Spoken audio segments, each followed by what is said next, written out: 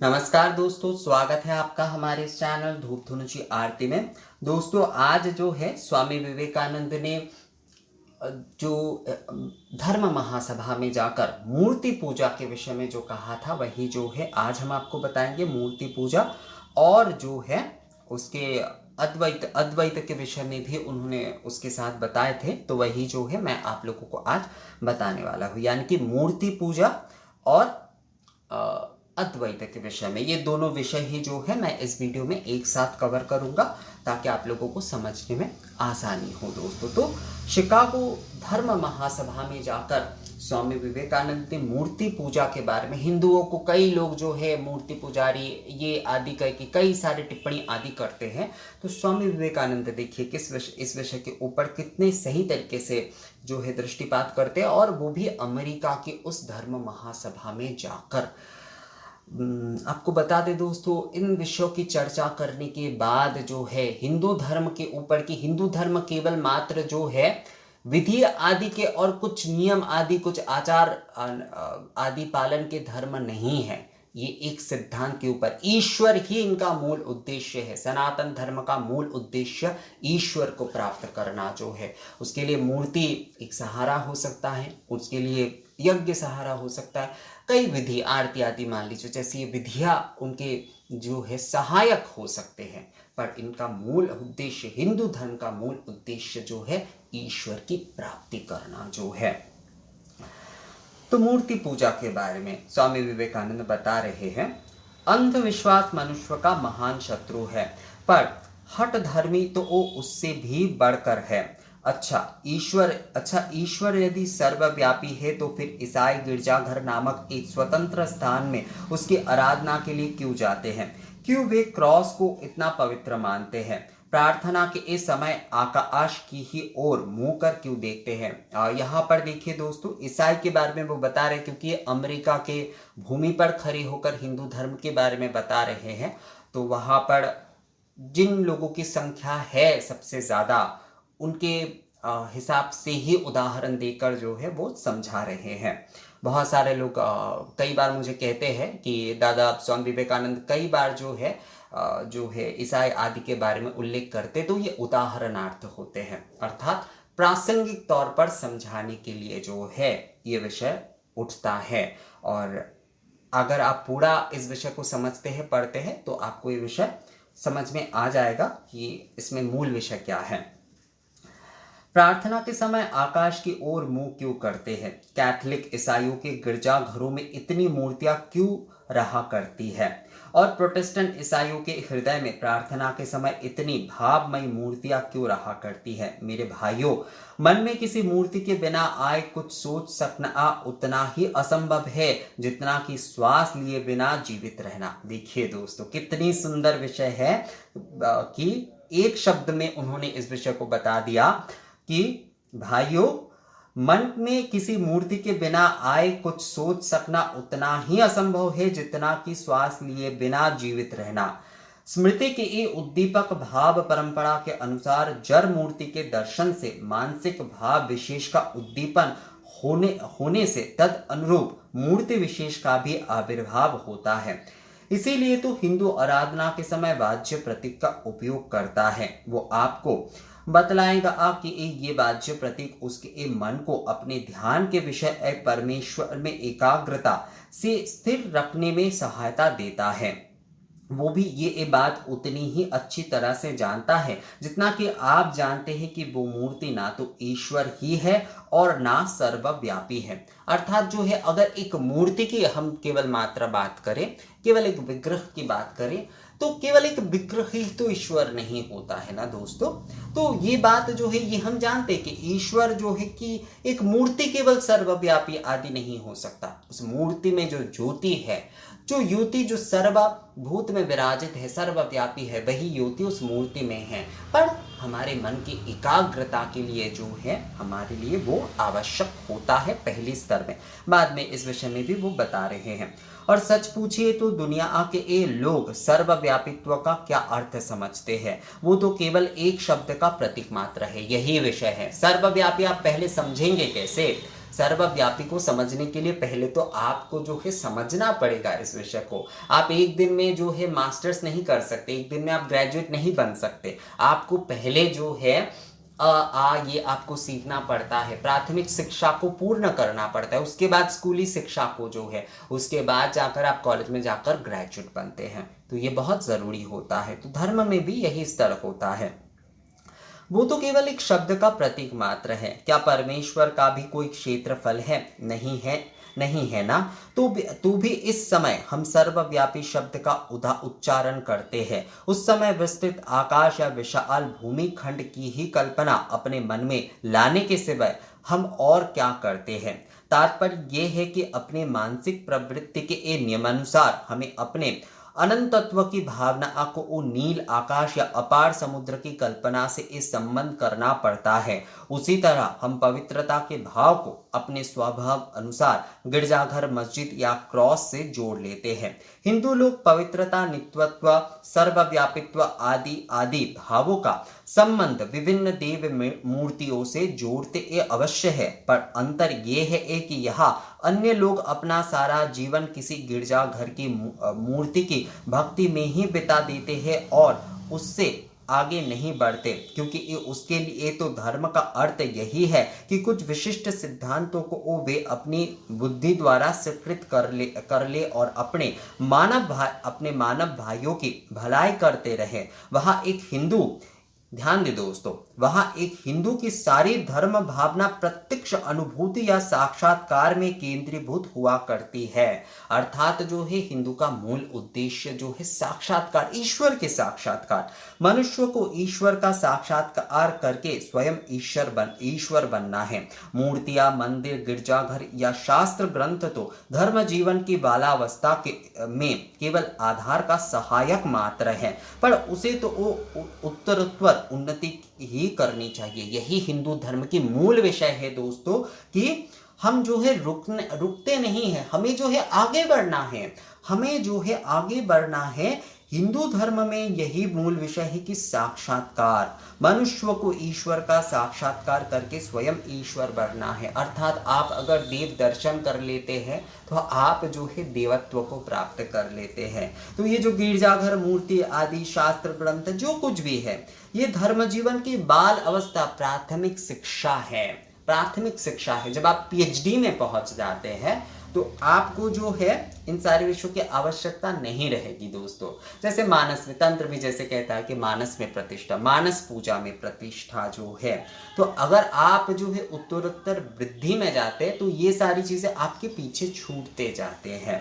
तो मूल विषय क्या है हिंदुत्व की या फिर हिंदू धर्म के मूल विषय है ईश्वर की प्राप्ति। साधक को वो कहीं पर रुकना नहीं चाहिए। वेदों का वाक्य है कि वाच्य पूजा या मूर्ति पूजा सबसे नीचे की अवस्था है। आगे बढ़ने का प्रयास करते समय मानसिक प्रार्थना साधना की दूसरी अवस्था है और सबसे उच्च अवस्था तो वो है जो परमेश्वर का साक्षात्कार हो जाए।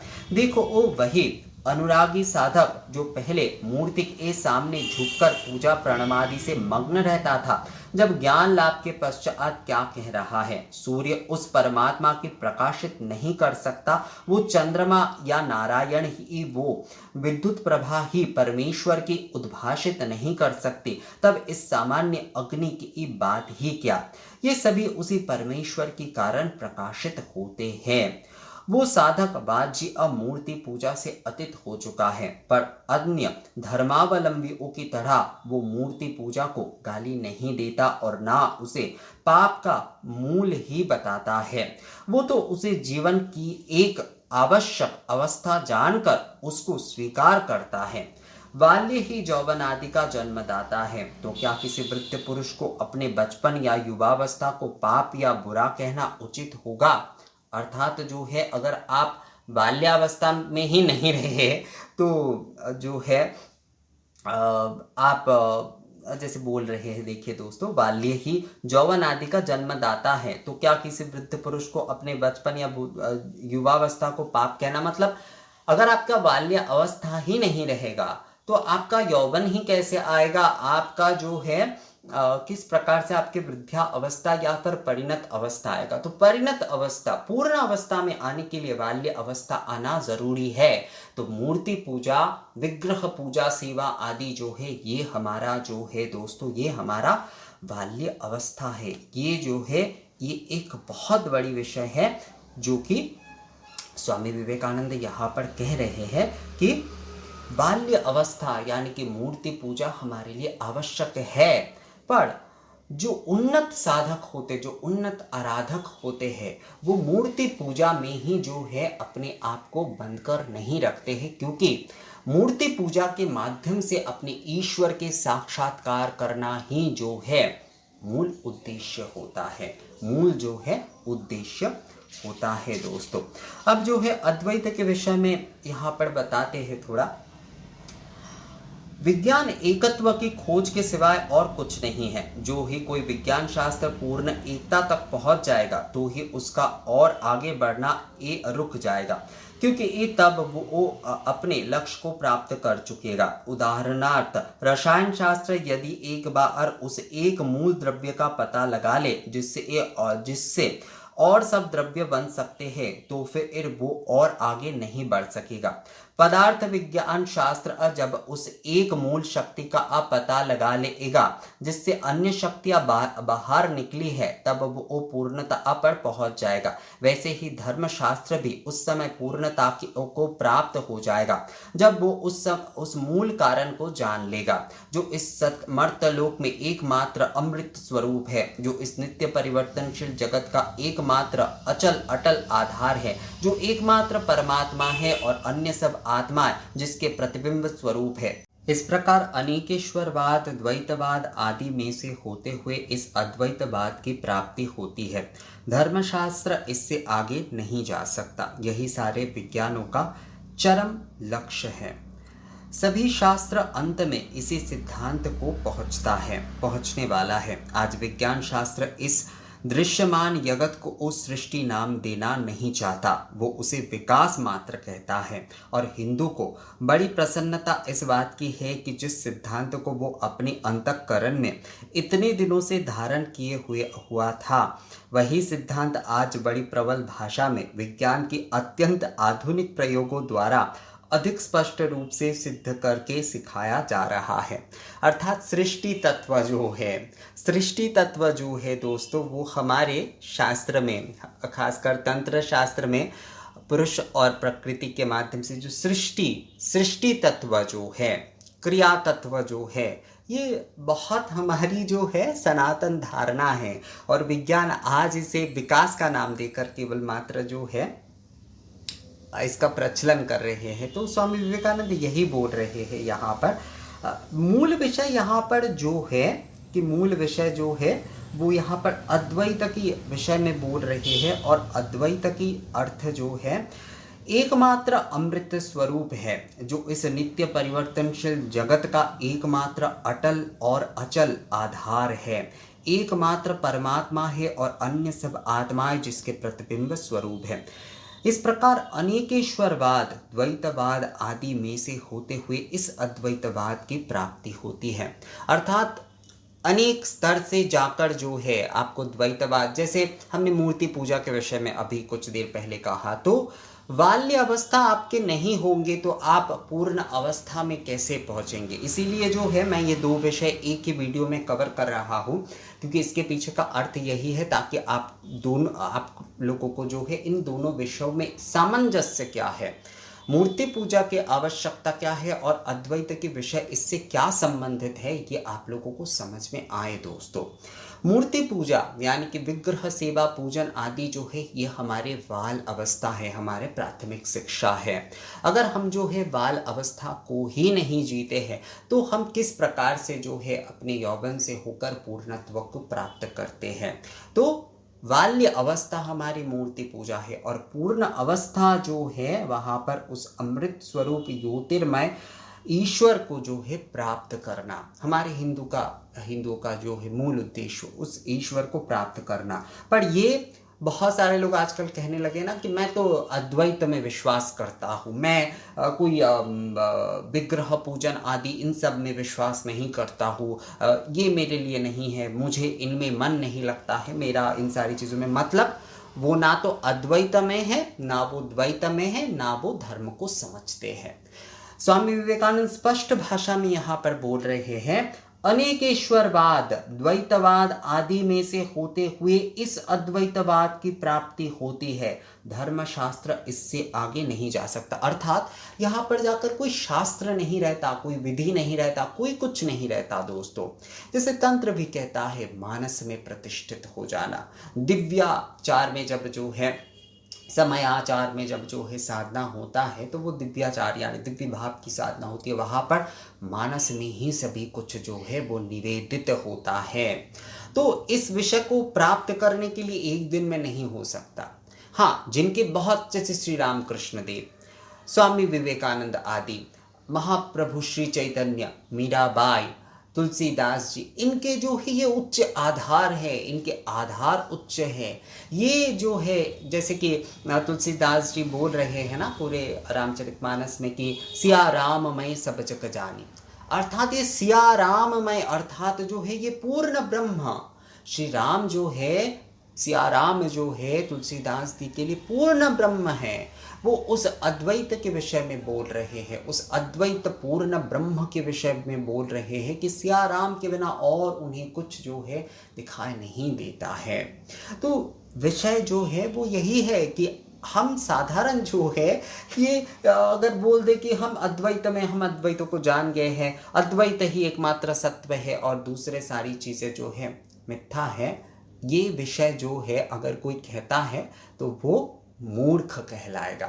और अगर कोई ये कहता है कि मैं मूर्ति में ही जो है मेरा केवल है और मैं बाकी मैं नहीं मानता कि ईश्वर जो है ज्योति स्वरूप है, अगर जो है हम इस प्रकार से पूजा नहीं करते हैं, उस प्रकार से पूजा नहीं करते हैं तो ये सफल नहीं होता है, तो ये नहीं होता है, तो वो ये नहीं होता है, मूर्ति के बिना हम जो है अगर हम सही तरीके की मूर्ति हम नहीं रखते हैं, इतनी ऊंचाई की मूर्ति हम नहीं रखते हैं, तो हम जो है किस प्रकार से ईश्वर को महसूस करेंगे आदि, तो वो भी मूर्ख है।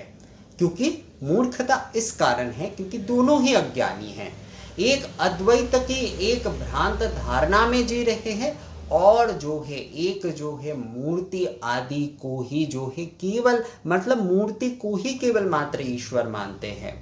मतलब ईश्वर की जो ज्योतिर्मय सर्वव्यापी स्वरूप है उनका उन्हें किसी भी प्रकार का कोई ज्ञान नहीं है, उस विषय को वो समझते ही नहीं है। तो मूर्खता दोनों में ही है, मूर्खता दोनों में ही है। आपको सभी के साथ चलना होगा। सभी के साथ का मतलब है द्वैतवाद, विशिष्टाद्वैतवाद, अद्वैतवाद।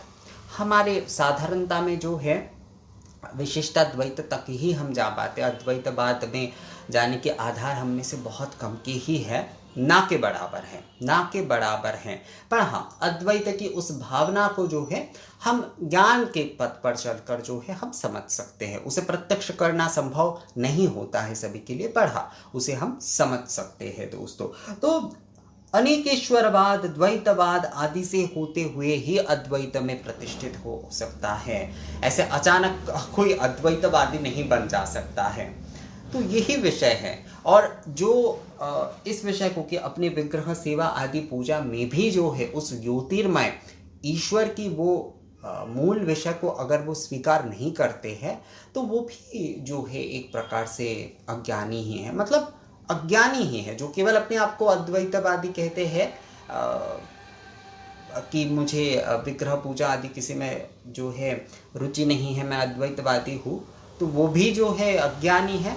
और जो कहता है कि केवल मूर्ति ही मेरे लिए सत्य है और कुछ सभी मिथ्या, बाकी कुछ में नहीं है, मैं मूर्ति में ही ये देखता हूँ, मुझे नहीं जानना कोई ज्योतिर्मय स्वरूप आदि, बहुत सारे मेरे दोस्त आदि भी कहते हैं, तो वो भी अज्ञानी ही हुए। दोनों ही जो है वो अज्ञानी ही हुए। हर अवस्था में जाना पड़ेगा आपको अनेकेश्वर बाद से, द्वैतवाद से होते हुए अद्वैत में जाना पड़ेगा। बाल अवस्था, यौवन अवस्था, उसके बाद जो है आपके प्रौढ़ अवस्था आएंगे। आप अगर एक दिन में सोचते कि मैं जो है एक दिन में वृद्धा बन जाऊंगा, मेरे पूर्ण अवस्था एक दिन में आ जाएगा, संभव ही नहीं है। और जीवन भर अगर आप सोचे कि मैं बालक ही हूँ, तो वो भी जो है मूर्खता है। जब आप पूर्णत्व को प्राप्त कर लेते तो धर्मशास्त्र इससे आगे नहीं जा सकता। मतलब वहाँ पर कोई धर्मशास्त्र होते नहीं। जहाँ पर पूर्णत्व, जहाँ पर देवत्व, जब आप देवत्व को, अपने पूर्णत्व को साक्षात करते हैं, वहाँ पर कोई शास्त्र आदि, नियम विधि आदि जो है वहाँ पर नहीं चलता है दोस्तों। तो यहाँ पर यही जो है अद्वैत ज्ञान है। स्वामी विवेकानंद यही विषय को बोल रहे हैं। विज्ञान भी जो है इसी विषय को कहता है। जिसकी खोज जो है वो करता है, जब उन्हें ये पता चल जाता है कि इससे ही इन सारी चीज़ों की उत्पत्ति हुई है, तो वहीं तक उनका वो रिसर्च होता है। तो हमारे अद्वैत ही जो है, मतलब ये वो उदाहरण के लिए समझा रहे हैं। ये बहुत ही साधारण एक उदाहरण है कि अद्वैत जो है वो यही है, विज्ञान की खोज की तरह ही है। जब आप पूर्णतः मूल विषय को जान जाए कि इससे ही सारे जगत है, तब आपको जो है दूसरे आदि चीज़ों की खोजने की या फिर दूसरे आदि चीज़ों की करने की कोई इच्छा नहीं रह जाएगा, क्योंकि आप उस समय जो है पूर्णत्व को प्राप्त कर लेते हैं। तो वहाँ पर जाकर ही सभी कुछ जो है ईश्वर में ही लय हो जाता है। तो मूर्ति पूजा और अद्वैत की विषय यहाँ पर दोनों ही आवश्यकता है। आप अगर जो है अपने बाल्य अवस्था को सही तरीके से पालन नहीं करेंगे, तो मतलब बाल्य अवस्था, जैसे कहते हैं ना कि बचपन में आप सही से नहीं खाओगे, सेहत नहीं रहेगा तुम्हारा, तो बुढ़ापे में जाकर जो है भुगतोगे। तो यही बात है। अगर आप अपने बाल अवस्था में जो है सही तरीके से जो है मूर्ति सेवा पूजन आदि के माध्यम से आप आगे नहीं बढ़ते हैं, तो आप अद्वैतों को भी पूरी तरीके से समझ नहीं पाएंगे कभी भी दोस्तों। मतलब कभी प्रतिष्ठा होने का कोई सवाल ही नहीं उठता है। तो ये विषय जो है बहुत ज़रूरी है कि हर एक स्टेज से गुजरना पड़ता है। तो मुझे लगता है दोस्तों, मूर्ति पूजा और अद्वैत का ये जो विषय स्वामी विवेकानंद ने धर्म महासभा में इस विषय के ऊपर जो बताया था, ये विषय आप लोगों को समझ में आया है। मैंने अपने तरीके से जितना मैंने सीखा है, मैंने जाना है अपनी क्लासेस के माध्यम से, जितना मैंने पढ़ा है वही आप लोगों को बताया। ये वीडियो कैसा लगा आप लोगों को मुझे कमेंट्स करके या मेल करके ज़रूर बताइएगा। मिलते हैं आपसे अगले वीडियो में, तब तक के लिए नमस्कार।